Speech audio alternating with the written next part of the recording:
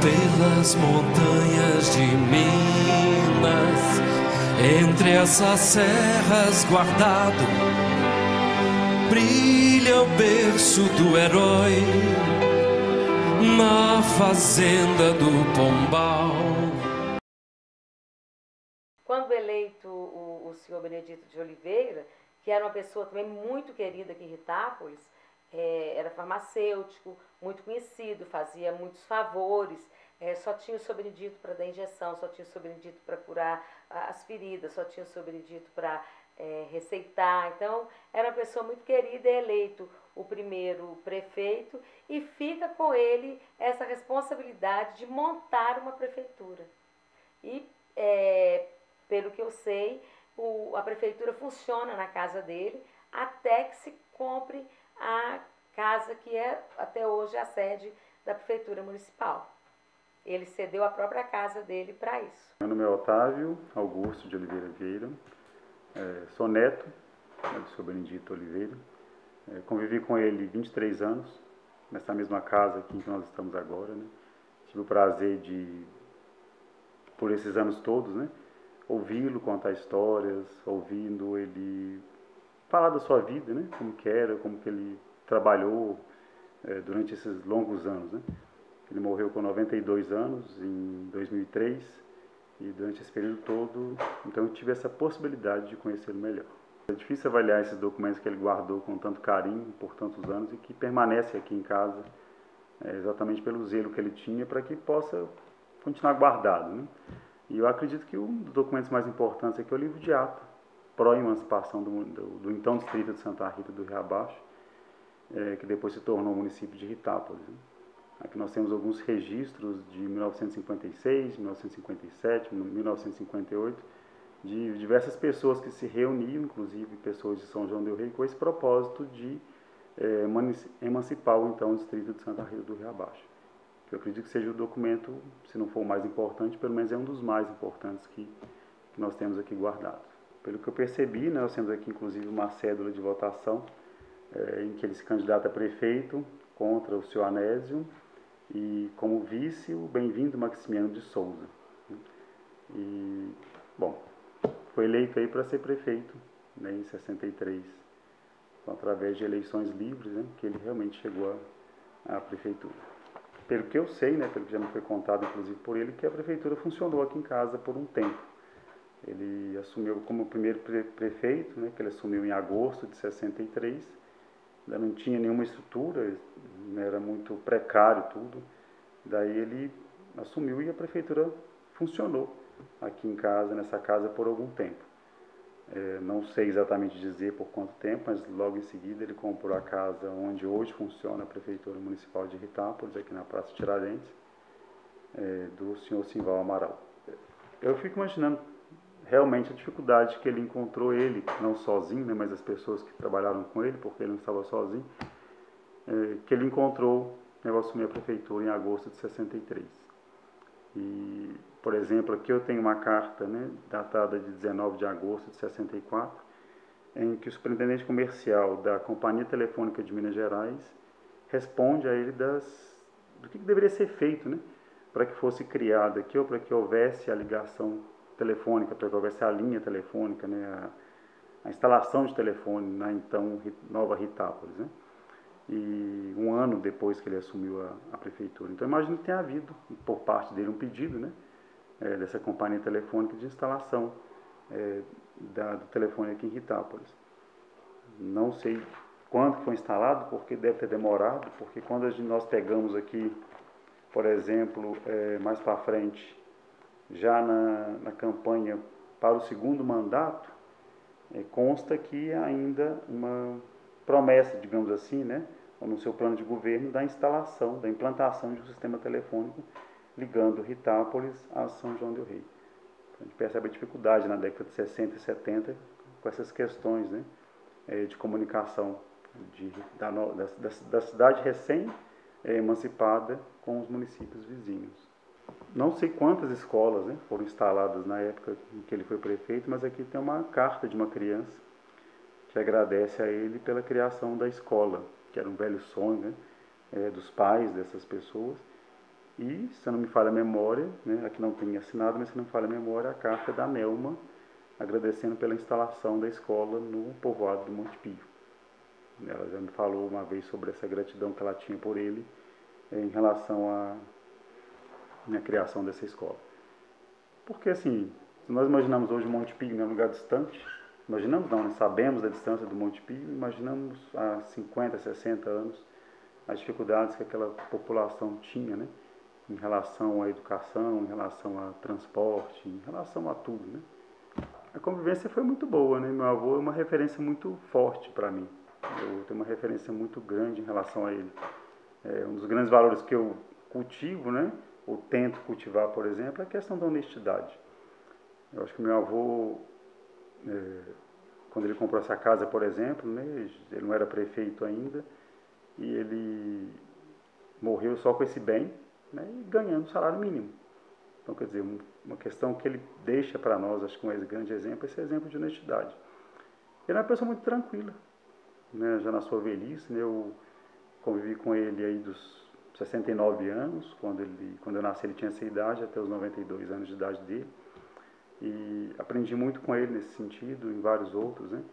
Eu acredito que ser um bom cidadão, um bom homem participante das questões relacionadas das questões da cidade, da questão relacionada à política. Com certeza os meus tios, principalmente os mais velhos, conviveram com ele nessa época, enquanto ele foi prefeito, enquanto ele trabalhou pela emancipação do município. E um dos meus tios, né, o tio Luiz Jorge Oliveira, trabalhou como chefe de gabinete no primeiro mandato, aí na década de 60, e me parece que a tia Célia, a Célia Maria de Oliveira Souza, trabalhou no segundo mandato. Não tenho certeza se como chefe de gabinete, mas trabalhou com ele também. Pode parecer nepotismo, mas na época as questões eram diferentes, né? Acredito que as leis eram diferentes, essa questão moral em relação a isso era bem diferente do que nós observamos hoje.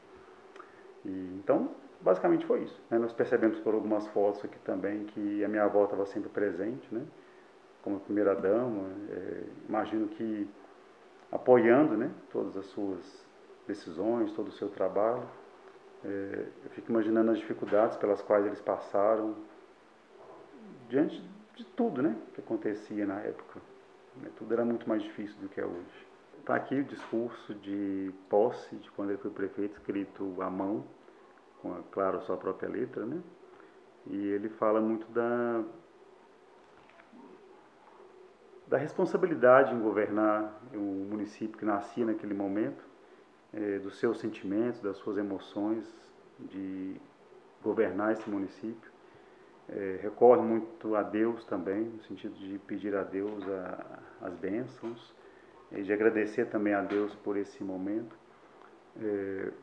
Cita os vereadores eleitos na época, a questão de trabalharem juntos, né, de poderem então trabalhar em prol do município de Ritápolis. É um discurso não muito grande, né?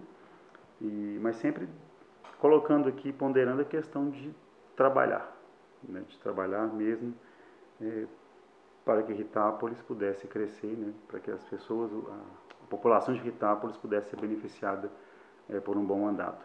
Eu tenho também aqui o segundo discurso, né, do segundo mandato, em que ele fala da questão de continuar trabalhando pelo município de Ritápolis, agradece, né, as pessoas pela eleição, pela confiança passada a ele, que ele não está sozinho, né, que ele está juntamente com os vereadores, juntamente com o povo de Ritápolis, e continuar os trabalhos do seu antecessor, né, o seu Simval Amaral, e também do seu próprio trabalho alguns anos antes. Minha última proximidade com o Tancredo Neves, né, de longa data já, desde muitos anos antes dele ser prefeito, e aqui nós encontramos alguns telegramas do então presidente da República, Juscelino Kubitschek, que parabeniza o seu Benedito, né, meu avô, pela eleição, também do Tancredo Neves, né, que na época, claro, ainda não era eleito, né, presidente da República, e de alguns deputados da época, de prefeitos de Belo Horizonte, né, de alguns políticos da época.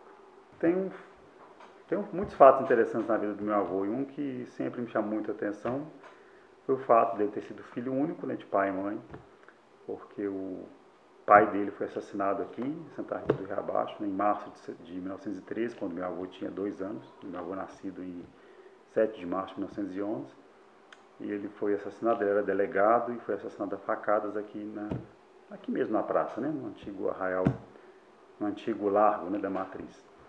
E meu avô cresceu, né, teve uma vida um pouco sofrida na infância, devido a principalmente um pouco de perseguição do padrasto, mas ele se casou com 21 anos com a minha avó, Alzira Maria de Oliveira, em setembro de 1932, e desse casamento saíram 9 filhos. Desses 9 filhos, hoje nós temos 7 ainda vivos, né? Desses 7 filhos vieram 26 netos, nós já somos mais de 40 bisnetos, então é uma família realmente bastante numerosa, né? Graças a Deus, bem extensa. E ele era uma pessoa muito séria, né? Uma pessoa muito assim... Acho que a vida exigiu isso dele, né? Uma pessoa muito séria, mas ao mesmo tempo, dessa seriedade, eu via nele uma tranquilidade muito grande, né? Um sentimento assim de que fez o que tinha que fazer, né? De que não devia nada a ninguém, de que trabalhou, né? Fez o possível para Ritápolis ficar bem. Eu agradeceria, né? Por ele ter feito o que fez e por eu ser neto dele. Acho que seria esse sentimento de agradecimento, né? Esse sentimento de um amor assim incondicional mesmo, algo bem forte, né? Porque é uma pessoa com quem eu aprendi muito mesmo. O sentimento que eu tenho em relação ao fato de ele ter sido o primeiro prefeito é de muito orgulho, né? Às vezes até um pouquinho assim de soberba, mas isso acaba que é apagado, né? Por esse orgulho mesmo que eu sinto por ele ter sido prefeito e por eu ser neto dele, né? Eu sou neto de 2 prefeitos, né? Não posso esquecer que meu outro avô também foi prefeito aqui em Ritápolis, e isso me deixa de certa forma muito orgulhoso. E talvez uma questão que me chama muita atenção é a responsabilidade, né? Por Ritápolis, de certa forma. Hoje eu sou professor, eu acredito que eu consigo retribuir sendo professor, né? Trabalhando pelos jovens, né? Pelos adolescentes da nossa cidade. As montanhas de Minas, entre essas serras guardado, brilha o berço do herói, na fazenda do Pombal. Seus 4 nomes imortais: Joaquim José da Silva Xavier. Coração de alferes pelos caminhos de Minas, semeando sonho bom.